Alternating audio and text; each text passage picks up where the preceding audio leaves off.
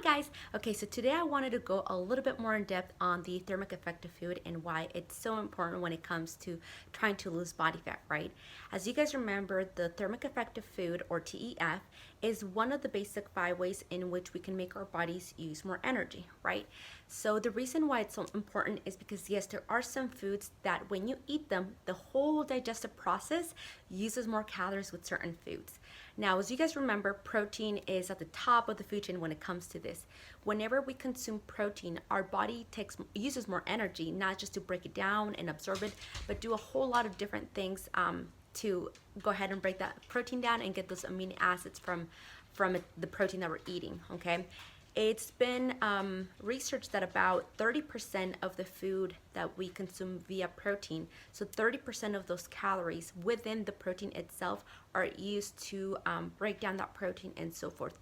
So we're only really consuming about 70% of those calories. So let me give you an example. If you're consuming 100 calories of protein, about 30 of those calories are being used to break down that protein and the whole digestive process, and about 70% of that you actually absorb, okay? Up next comes carbohydrates. Carbohydrates take about, I want to say about 10%, 5 to 10%. So if you use the same example as a protein, if you have about 100 calories, about 5 to 10 of those are used to break down those carbohydrates, which means you absorb about 90 calories from the carbohydrates that you consume, or 90%, I'm sorry, okay? Now, with fats, as you guys remember, and fats have the most amount of calories per gram, okay? Now, the TEF of fat is about 0.5 to 1%. So this means that if we use the whole 100 calorie example again, only about 1%, okay, or less than that is being used to break down those fatty acids, okay?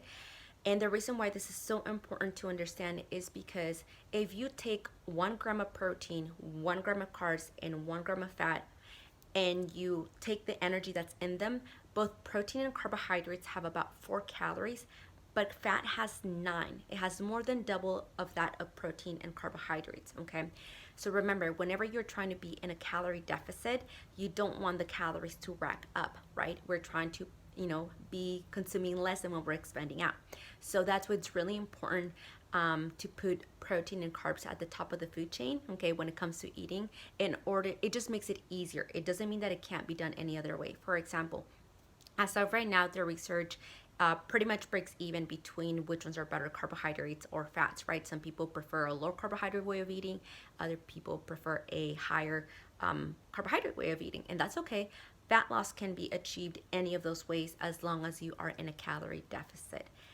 I will make another video with some examples about how to get into that calorie deficit, so make sure you guys are watching out for that. Once again, comment below, let me know if this was useful. Give me a thumbs up if you guys liked it, and if you find it like you can accomplish your goals with this kind of information. And anything that you want to know, let me know. This channel is for you guys to understand how the human body works. I'll talk to you guys soon. Bye bye.